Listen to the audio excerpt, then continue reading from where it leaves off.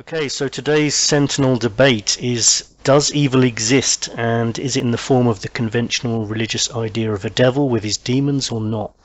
We're going to be just brainstorming basically and perhaps opening a debate rather than finishing it or concluding it, and people can leave their own thoughts in the chat room or use our voicemail service, which I'm trying to promote at the moment. I'll give you further details about that at the end, but basically you can find it on the Truth Sentinel channel, YouTube channel. So, for some people, these demons and the devil might be referred to under different names, like the jinn, for example.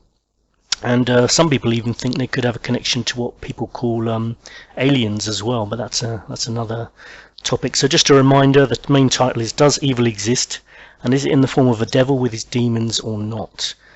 I mean, some names for the devil would be Diablos or Lucifer. Oh, that's open to question. Beelzebub, Satan, often depicted with horns. Anthony, does the devil exist? Hello, Scott. How are you? Oh, yeah, good, thanks. Not bad. I understand that you're feeling a bit under the weather, though. Yeah, I am a little bit. It's a occupational hazard of teaching. One student gets sick, they pass it around to other students, and eventually the teachers get sick. So much like the Ebola virus. Much like the Ebola virus, but yeah, hopefully a little bit more benign. Good. So about the devil. Yeah, no, look, my own view is that the devil and demons are metaphors for our own wrongdoings, I guess you could say, for the urges that people sometimes have to do things which we know are going to hurt others. I think that on a psychological level, you could say, if you start talking about the existence of the devil, you're attempting to externalize those dark urges, So in the Middle Ages, there was a lot of this, there wasn't just a person who committed a criminal act, but there was, a person who's been possessed by the devil. And if you can convince yourself that the devil has possessed either you or another person, then you or that other person can act without full responsibility, because you're a puppet, you're being controlled. Well, yeah, I mean, that's obviously a good argument, but some people would say, well, someone who's possessed by the devil isn't necessarily being controlled, because the concept of evil and the devil and evil spirits is often tied in not by someone who's been totally controlled, but someone who made the choice to get involved in something satanic or get involved with evil. They made the conscious decision to do that, and the result is this perhaps possession. Yeah, I think there certainly are cases like that. There are areas of occult ritual practice which deliberately court what you might call demonic forces, but even those people are not using the word as literally as you might think. They're certainly not expecting a guy with horns to come up and inspire them to molest children. It's just not. That's not what those people are generally about. Obviously, there are exceptions, but. Well, when we say the devil, of course, and possession, we don't necessarily mean that the devil it's that single entity that could be possessing everyone. We'd be talking about the devil and his demons, his little helpers, much like Santa has his helpers, his little elves, Satan's little helpers, yeah. Yeah, I think so. I mean, these demons are an even grayer area, I think. I mean, if you, for example, take the Shinto faith in Japan. Yeah, so followers of Shinto believe in what they call the kami. Yeah, and on occasion that word has been translated into English as demon or devil, but of course kami are things like nature spirits, ancestral spirits, and so on. So these concepts get very fuzzy, and they don't equate across cultures or within cultures either. But look, in terms of the big guy with horns, I think I think he's been a very useful construct, shall we say, throughout history. There's, as I said, the ability to escape responsibility. There's also the devil, I think, has also been used, just like God has been used, to explain things that we don't understand. So So there was a time, for example, when reading glasses were considered to be a bit suspect because, you know, they smacked of magic, which of course is connected to the devil. But obviously eyeglasses aren't magic. You know, once we understand how they work, you just need Carl Zeiss, the founder of modern optometry, to sell you a good machine to make you a pair of lenses. No devil required. And that's... Damn, I actually did think it was magic. And that's how you know, history has gone in terms of our understanding of the natural world has increased, and our need for supernatural entities has decreased at the same time. It's called the God of the Gaps theory, but you know, you also have a devil of the gaps. And to a certain extent, I think that will always be with us. But you know, it's while that kind of thing it isn't evoked so often nowadays as a way of, you know, explaining everyday stuff that we see around us, I think one thing we don't understand very well is the human mind and the motivations that people have for doing things. So I think there's a devil of the gaps there. It's quite dangerous in my view because I think, and this is my big problem with the devil in general, it's very simplistic, it's very reductive, and it really discourages, you know, further thought. I mean, we've got some people in the world at the moment doing some truly horrible things to each other, and we really urgently need to try and understand that, you know. If you think of, if you compare this to some of the other kind of simplistic, reductive explanations that have been around in the last 20 years, for example, the "why do they hate us? They hate our freedoms" line that George W. Bush famously pulled out and took around America for a while. You know, obviously anyone who believes before he started taking away everybody's freedoms.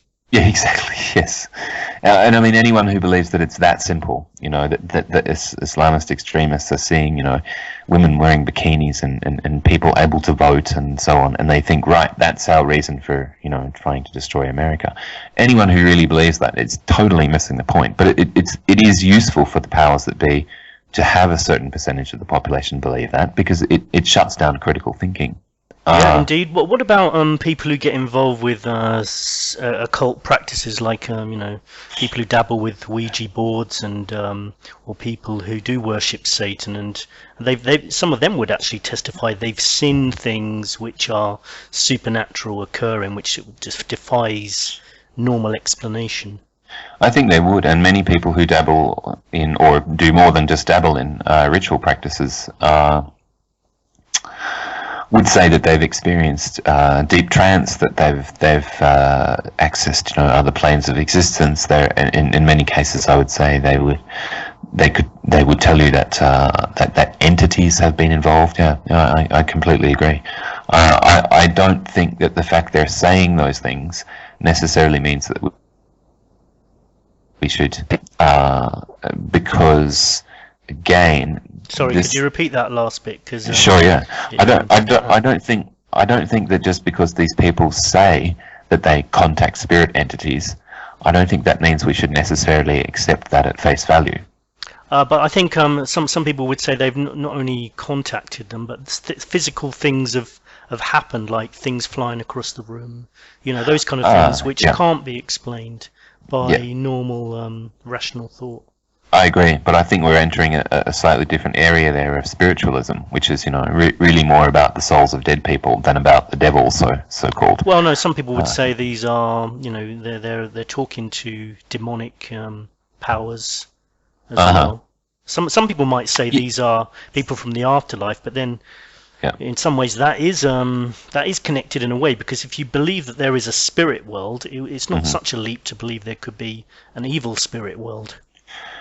Well, maybe not, but again, I mean, this area, this kind of satanic ritual area. I mean, there are satanic ritualists in the world. There's absolutely no doubt about that, and there are also several kinds of satanic ritualists, and some of them are attracted to that path for reasons that you could say are quite philosophical, and some of them are not.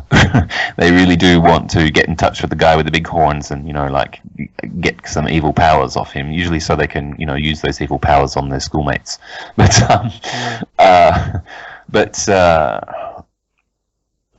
what was I saying? Oh yes, the satanic the satanic ritual phenomenon links back to something that I was saying before about shifting responsibility away from yourself or away from somebody who you love. Now there was a spate of reports of satanic ritual abuse in the USA in the 1980s. It was just before a huge spate of reports of alien abductions, interestingly.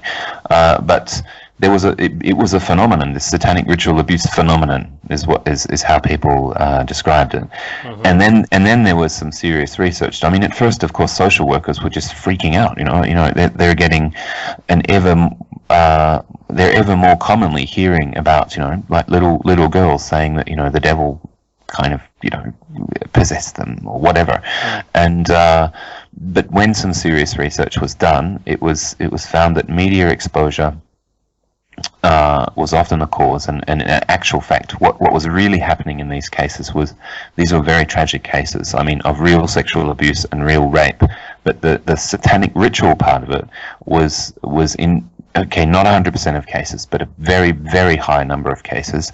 The satanic ritual part of it was imagined by the victim, and the reason why a victim might imagine that there's satanic ritual going on in their family is because they simply cannot face the horrible truth that their mother or their father is sexually abusing them. And so again, bringing in this other level of my mum or my dad is possessed by the devil, it's the work of Satan and so on, in a sense, it makes the experience no less traumatic, but it takes at least some of the blame away from the abuser. And so it's a very disturbing phenomenon, but it does not point in the direction of widespread, actual Satanists. That may be true, but I'm sure there's plenty of people who could say that there's plenty of cases of people who have done some of these ritual child abuse scenarios because they were Satanists. So you can look at that both ways, really.